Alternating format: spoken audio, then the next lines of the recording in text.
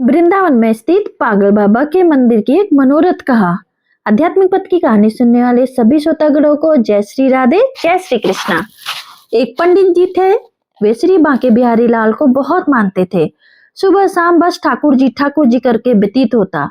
पारिवारिक समस्या के कारण उन्हें धन की आवश्यकता हुई तो पंडित जी सेठ जी के पास धन मांगने गए।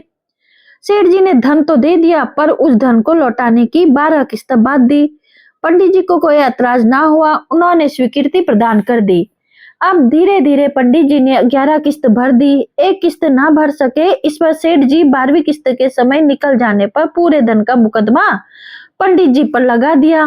कोर्ट कचहरी हो गई। जज साहब बोले, पंडित जी तुम्हारी तरफ से कौन गवाही देगा? इस पर पंडित जी बोले कि मेरे ठाकुर बांके बिहारी लाल ही गवाही देंगे। पूरा कोर्ट ठटाकों से भर गया। अब गवाही की तारीख तय हो गई।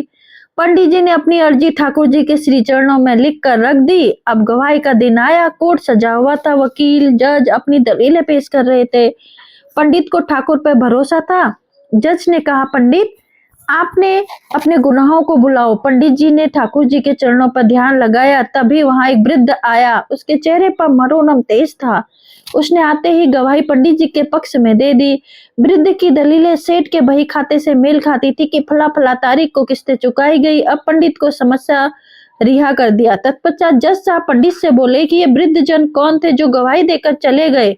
पंडित बोला, अरे जज साहब, यही तो मेरा ठाकुर था जो भक्त की दुविधा देख न सका और भरोसे की लाज बचाने आ गया। इतना सुनना था कि जज पंडित के चरणों में लेट गया और ठाकुर जी का पता पूछा। पंडित बोला, मेरा ठाकुर तो सर्वत्र है, वो हर जगह। अब जज ने घबरा कर काम धंधा सब छोड़कर ठाकुर को ढूंढने निकल पड़ा। सालों बीत गए, ठाकुर ना मिला।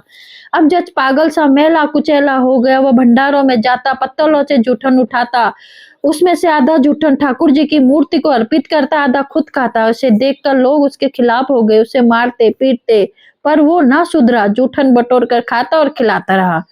एक भंडारे में लोगों ने अपनी पत्तलों में कुछ ना छोड़ा ताकि ये पागल ठाकुर जी को जूठन ना खिला सके, पर उसने फिर भी सभी पत्तलों को पोंछ पोंछ कर एक निवाला इकट्ठा किया और अपने मुख में डाल लिया। पर अरे ये क्या, वो ठाकुर को खिलाना तो भूल ही गया। अब क्या करे? उसने वो निवाला अंदर सा ना सटक कर, पहले मैं खा लूंगा तो ठाकुर का अपमान हो जाएगा और थूका तो अन्न का अपमान होगा। करे तो क्या करे? निवाला मुंह में लेकर ठाकुर जी के चरणों का ध्यान लगा रहा था कि एक सुंदर ललाट चेहरा लिए बाल गोपाल स्वरूप बच्चा पागल जज के पास आ गया और बोला, क्यों जज साहब, आज मेरा भोजन कहाँ है? जज साहब मन ही मन गोपाल छवि निहारते हुए अश्रुधारा के साथ बोले, ठाकुर बड़ी गलती हो गई, आज तो पहले तुम भोजन ना कर सका, पर अब क्या करूं? मैं तो मोहन। ठाकुर जी मुस्कुरा कर बोले, अरे जज, तू तो निरा पागल हो गया है रे। से अब तक मुझे दूसरों का जूठन खिलाता है, आज अपना जूठन खिलाने में इतना संकोच? चल निकालने वाले को, आज तेरी जूठन सही। जज की आंखों से अविरल धारा निकल पड़ी तो रुकने का नाम नहीं रही और मेरा ठाकुर कहता कहता बाल गोपाल के श्री चरणों में गिर गया और वही देह का त्याग कर दिया। और मित्रों, वो पागल जज कोई और नहीं, पागल